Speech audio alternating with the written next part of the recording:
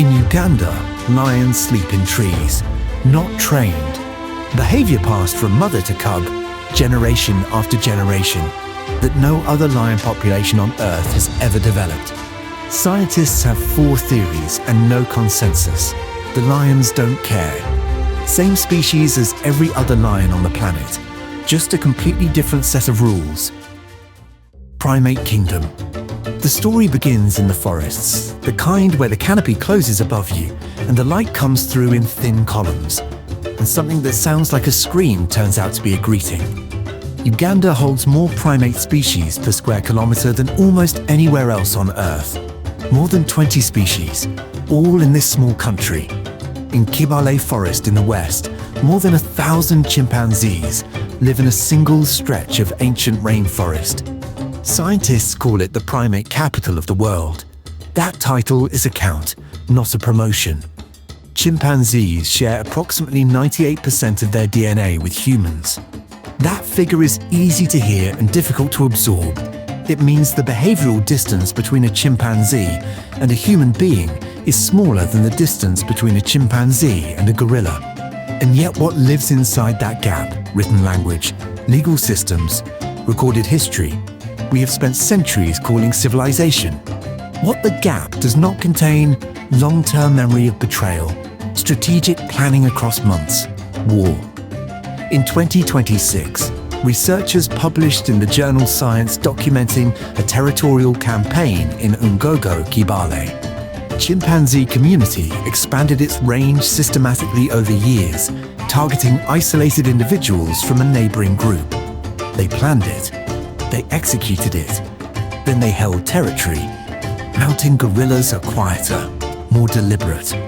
Uganda's Bwindi, impenetrable national park, holds approximately 459 mountain gorillas, nearly half the total population on Earth, which today stands at 1,063 individuals. 30 years ago, there were fewer than 400. The species was in freefall. What happened between then and now is a conservation story Uganda has been building quietly for decades. The numbers didn't climb on their own, but the forests are only one piece of Uganda. Elsewhere, something is happening in the open, something harder to explain and harder to look away from. Tree climbing lions. In the south of Queen Elizabeth National Park, there is a section called Ishaasha. The landscape looks, at first, like any African savanna: golden grass, distant hills, fig trees scattered across the plain. But in those fig trees, something sits that should not be there. A 400-pound male lion, draped across a branch 6 meters off the ground, watching the afternoon pass. This is not unusual in Ishaasha. Entire prides do this. Males, females, cubs still learning how the world works. They climb together, sleep in the branches, and descend to hunt after dark. There are only 2 places on Earth where lions behave this way consistently: Ishaasha, Uganda, and a small population at Lake Manyara, Tanzania. Every other lion on the planet stays on the ground. No one fully agrees on why. One theory: the ground in this part of Uganda overheats in dry season, and the canopy is several degrees cooler. Another: tsetse flies, which have shaped sub-Saharan Africa's ecology for millions of years, concentrate at ground level. The lions may have climbed to escape them. A third: the height gives a broader view of prey moving across the plain. And a fourth, perhaps the most interesting: this is simply what Ishaasha lions have always done. A behavior passed from mother to cub across generations, as embedded in this community as any human tradition. Not instinct. Inheritance. The best viewing is between June and September, or December and February, when dry season keeps the grass short.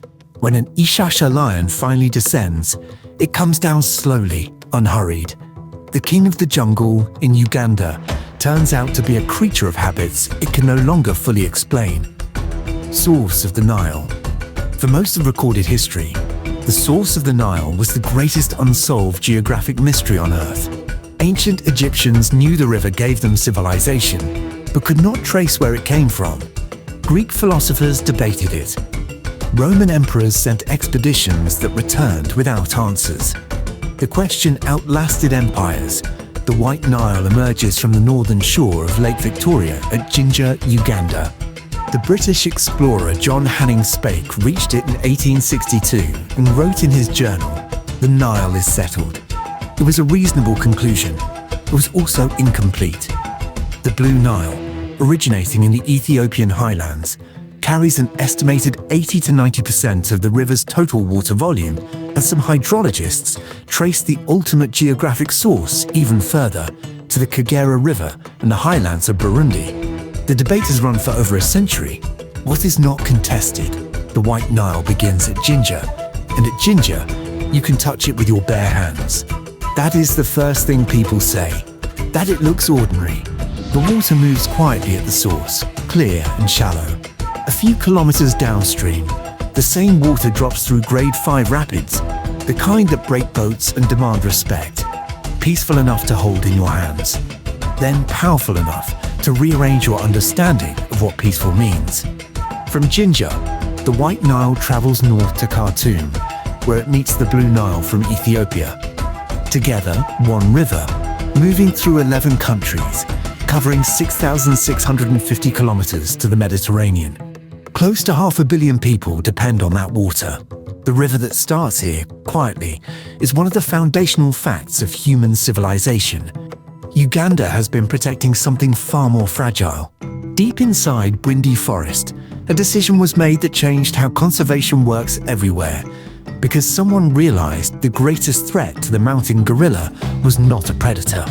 It was a tourist with a cold. Gorilla face masks. There is a rule in Bwindi Impenetrable National Park that stops visitors before they understand what it means. You must stay 10 meters from the gorillas at all times. If you show any signs of illness, a cough, a fever, you are refused entry.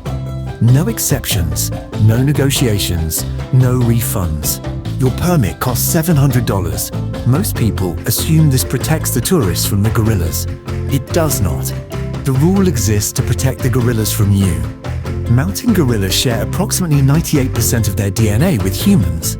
That proximity means pathogens cross the species barrier with very little resistance.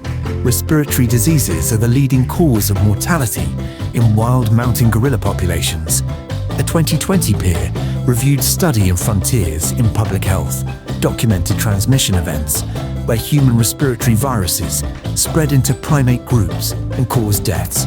A common cold can move through an entire gorilla family in weeks.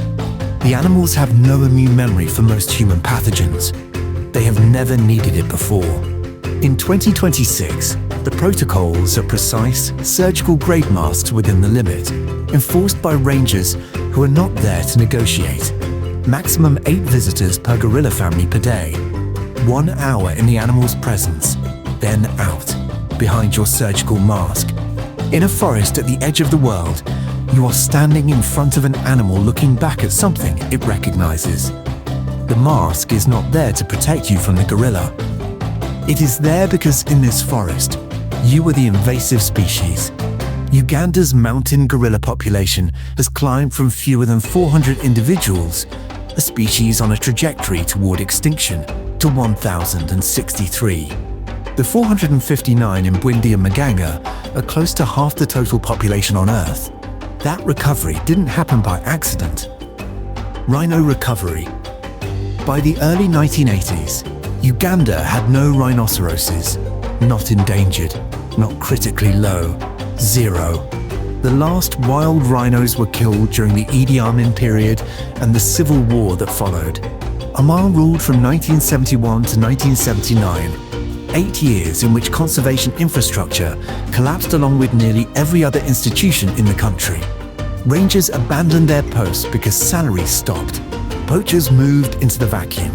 The rhinos, which had lived in Uganda for millions of years, were gone within a decade. Understanding why requires understanding what Uganda was living through. Poverty doesn't manufacture poachers. It creates conditions where poaching becomes the only available income in an area where nothing else exists. You protect what you can afford to protect. When a country cannot protect its people, it cannot protect its wildlife. In 2005, the Ziwa Rhino Sanctuary was established with 2 white rhinos, a single breeding pair transferred from Kenya and the United States as the beginning of something. Today, Ziwa holds 59 southern white rhinos, the only rhino species historically present in Uganda. They weigh up to 2 tons each. At Ziwa, you walk among them. A ranger walks with you, armed, carrying a radio. He has done this for years. He knows these animals by sight, by temperament. Rwenzori Mountains. At the equator, where you expect heat and humidity, there is snow. The Rwenzori Mountains rise along Uganda's western border, a range the ancient Greeks, working from second-hand accounts, named the Mountains of the Moon. They believed the Rwenzoris were the source of the Nile River. For nearly 2,000 years, that belief held in the educated world of Europe and the Mediterranean.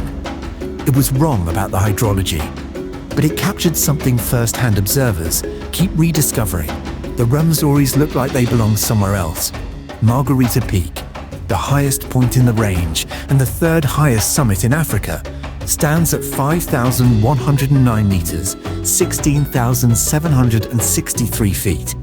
The combination of altitude and equatorial moisture patterns sustains permanent glaciers within 2.5 degrees of the equator. 2,000 years of human reasoning assumed this was impossible. The ice did not consult the assumptions. The hike up compresses the world's biozones into a single vertical ascent, lowland rainforest, then bamboo, then moorland, and then a landscape with no easy name. The giant Lobelia bequaiti, grows in dense clusters reaching 3 meters tall, vertical spikes rising from tight rosettes of leaves. The giant groundsel, Senecio johnstoni, reaches tree height, its thick bark insulating against nights that fall below freezing. Neither species exists anywhere outside this altitude band in the Albertine Rift. Not rare in the way that endangered means rare, singular. This is the only place on Earth where they grow. More than 95% of the Rwenzori ice has been lost since the first scientific surveys in 1906. What remains is projected to disappear within 10 years. 5 million people in the surrounding lowlands depend on meltwater from these glaciers for drinking water and dry season agriculture. In 10 years, this will be geology, not geography. Pearl of Africa and people.